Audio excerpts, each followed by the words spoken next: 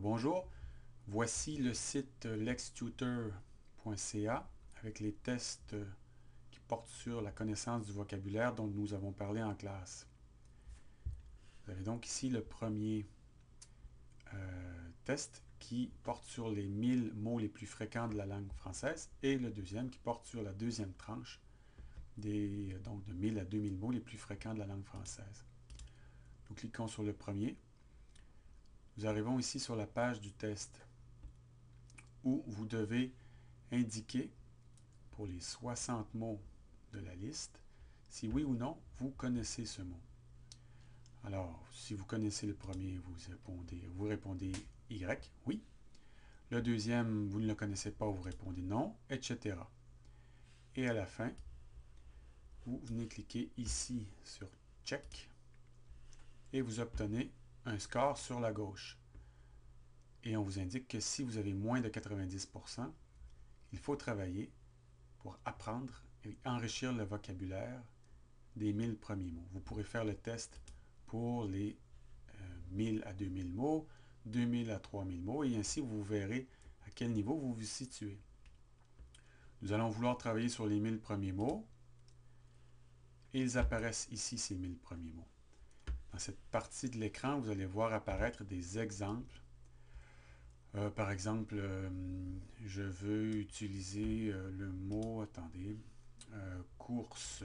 Je double-clique sur le mot. Vous voyez qu'il apparaît ici une série d'exemples ou de situations où le mot a été publié dans le journal Le Monde, un journal français. Si vous cliquez sur un des mots, ici par exemple, vous retrouvez une utilisation de ce mot dans le journal. Vous pouvez lire l'extrait. On va s'intéresser à la deuxième partie de l'extrait. Le New York Times publie également un article sur l'avenir du Tour, etc. Et le mot course est utilisé ici, la plus célèbre course cycliste. Bon, on veut savoir exactement ce que ça veut dire. On a déjà une petite idée, mais on sait bien que ce n'est pas le mot course en anglais. On a un faux ami ici. Les deux mots sont identiques, mais veulent dire des choses différentes. Alors, on a le dictionnaire français-anglais. Je double-clique sur Go et j'obtiens ici une traduction, différentes traductions du mot. Vous voyez que ça peut vouloir dire running, race, run, running, selon la situation. Ici, on m'indique que c'est un nom féminin, donc un mot qui va commencer, ou qui sera précédé, pardon, d'un déterminant, la, une, etc. On a des exemples. Louis me bat toujours à la course. Louis always beats me in a race. Alors ici, on a une compétition de vitesse. C'est ce dont il est question. On parle d'une compétition cycliste. Je vais inscrire ici la traduction. Race. Je veux sauvegarder la traduction. Elle apparaît ici. J'ai le mot course. J'ai l'exemple dans le New York Times.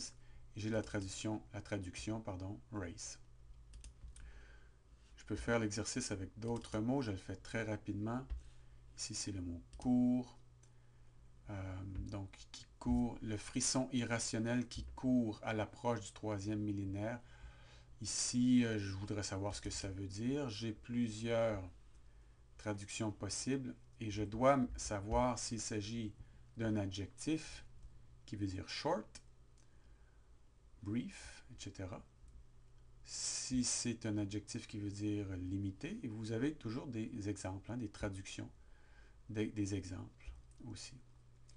Ou est-ce que c'est le verbe infinitif qui est présenté ici et avec différentes possibilités. Run, sprint, etc. Avec toujours donc des exemples pour vous permettre de situer ce que veut dire le mot.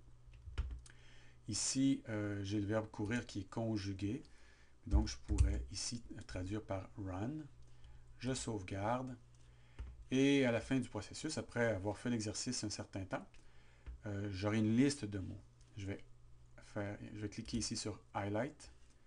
Je vais copier, donc CTRL-C, pardon. Je vais dans Excel.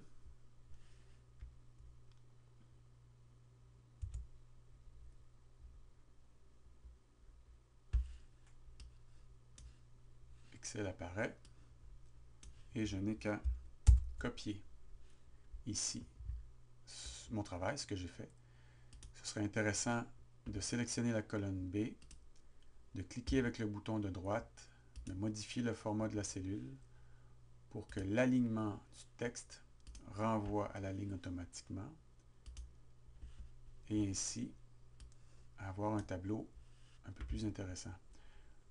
Bon, vous voyez ici que j'aurais besoin de jouer un peu dans Excel pour que les lignes ne soient pas si hautes.